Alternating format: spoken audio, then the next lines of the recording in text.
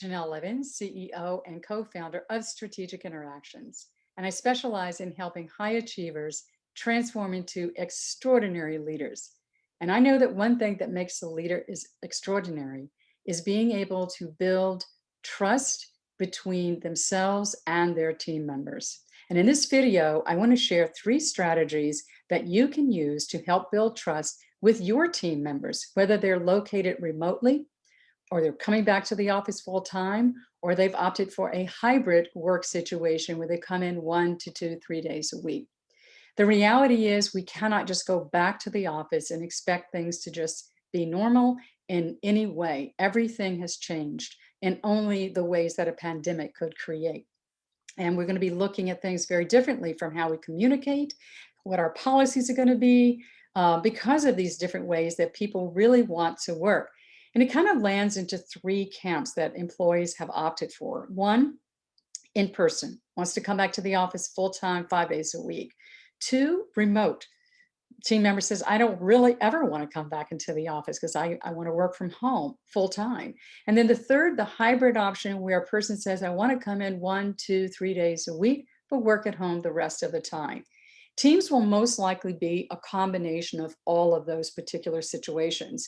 And each team's going to have to figure out how that's going to work for them, right? So we've got to be very clear and inclusive in our communications, our policies, our new procedures, and our expectations. Expectations of the employers as well as expectations of the employees. And as a leader, you're going to have to focus more on ways to strengthen trust when you're not in a position to see all of your team members on a regular basis, where you don't have that just natural water cooler chat going on or casual lunches, right? So I want to share these 3 strategies with you that are going to help you proactively plan even right now. If you haven't gone back, consider these things now, so that you can increase trust among your team members and minimize what I would call emotional distance. Number 1, strengthen trust through inclusive communications. Be very mindful and aware and proactive as possible about who needs to know what when on your teams. And that's going to help avoid what I see the potential of the development of in-groups and out-groups as a result of all team members not being in one location. You know, when everyone was remote, it was actually probably easier to manage communications, right? But things are more complex now, with some people in the office, a lot of people out of the office, and some never ever coming in. So it would be very easy and very human as a leader to share more information with people that you're seeing every day or even a couple of days a week. But if information sharing appears to be really unbalanced, it may create feelings that for those who are not in the office full time or even never coming in, that they might not be as valued or certainly in some way less than. And that's certainly not what we want to happen. That's certainly could damage relationships. It would definitely erode trust, and it might encourage people to polish their resumes. So bottom line, focus on being inclusive in your communications as much as you can. Also, that'll demonstrate transparency and will help you connect to all team members. That builds trust. Number 2, be clear about your expectations as to how work will now get done. You and your teams probably got into a fantastic rhythm when everybody was located, working from home remotely. However, those ways of working may no longer serve you and your teams. Might not be as efficient or as effective with everybody being maybe geographically dispersed.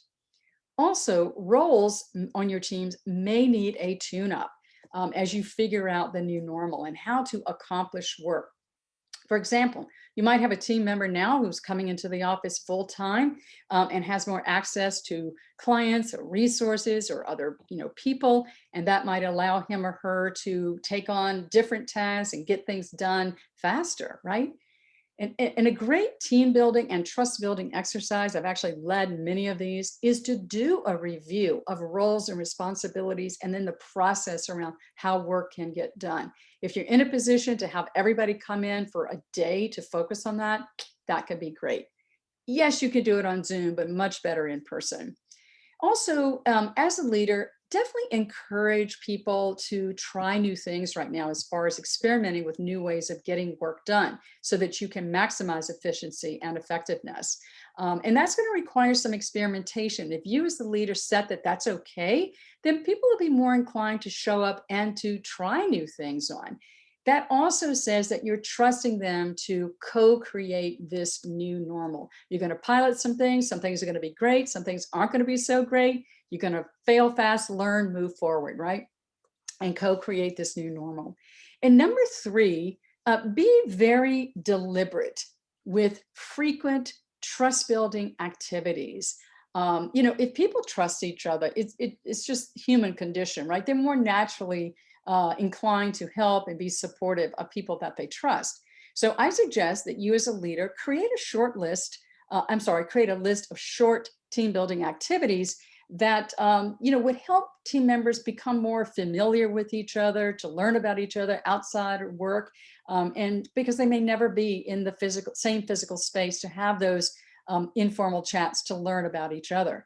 You can have some activities that you actually use on Zoom meetings, and some that you might use on the rare occasion when you're able to bring everybody back together, maybe for an annual retreat. One example I want to share with you of a quick trust building activity that you could use on a Zoom call with everyone would be to kick that call off with just a 1 minute check in. And that check in could be something very lighthearted, like share something that you did over the weekend, and that, would also help people learn something about each other that's not anything to do with work. And that is really very valuable. It personalizes the connection too that they have with each other. Now, when everyone was located together in the office, it was much easier, right, before the pandemic, to have impromptu lunches, celebrations, spotlighting team members, things like that.